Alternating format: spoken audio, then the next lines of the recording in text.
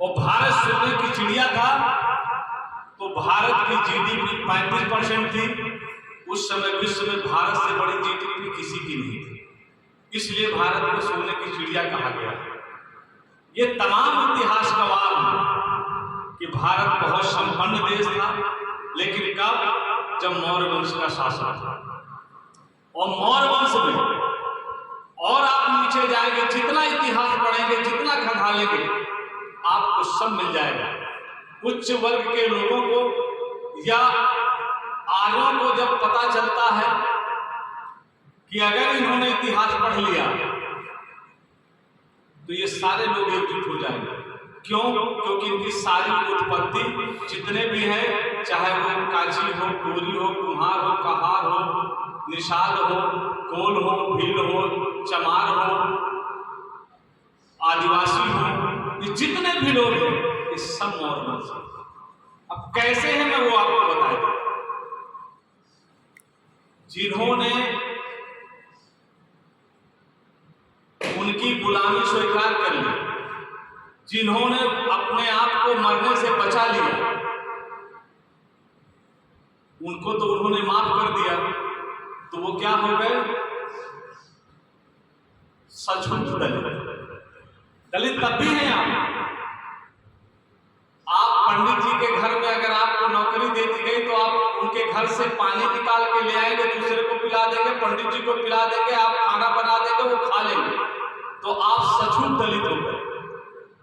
और जमात बिरादरी के हैं, जमादार बिरादरी के लोग हैं, वो उनके घर का बाहर का काम करेंगे तो वो अछूत दलित हो गए। उनको छुएंगे नहीं, उनका काम भर करेंगे तो वो अछूत दलित हो गए। लेकिन है सब नागवंशी। जितने भी इस देश में हैं मूल निवासी वो सब नागवंशी हैं। और नागवंशी का मतलब होता है भगवान चंद्र, जितने भी मौर्यवंशी हैं सब नागवंशी।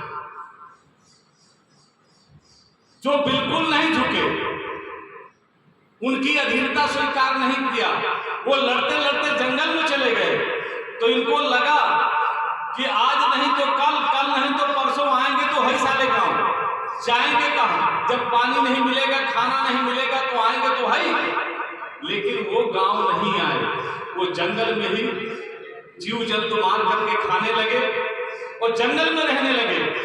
लेकिन इनकी अधीनता स्वीकार नहीं की, इनकी गुलामी स्वीकार नहीं की। तो जितने आदिवासी हैं वो सारे मौर्यवंशी हैं, सारे नागवंशी हैं। ये इतिहास जान लीजिए आप।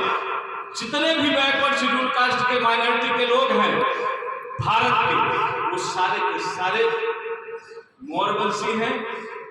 और मैं आपको एक तर्क और सिद्ध कर देता हूं। जैसे एक राजा, जैसे चंद्रगुप्त मौर्य हुए, तो चंद्रगुप्त मौर्य के कितने बेटे थे? या बिंदुसार के कितने बेटे थे? या सम्राट अशोक के कितने बेटे थे? सम्राट अशोक के 4 बेटे थे, तो क्या चारों राजा बन गए? 4 बेटे थे तो उनमें सबसे बड़ा बेटा ही राजा बनता था। वो तो एक किंवदंती है कि राजा कौन बनेगा। सम्राट अशोक ने, बिंदुसार के बेटे ने, दूसरे नंबर का बेटा था, उसने अपने आप को सिद्ध कर दिया। भाई जयसिंह का भी मैं स्वागत करता हूं, मैं नाम भूल गया था आपका भी मैं स्वागत और अभिनंदन करता हूं। उन्होंने ये सिद्ध कर दिया सम्राट अशोक ने कि नहीं, बड़ा बेटा ही राजा नहीं बने।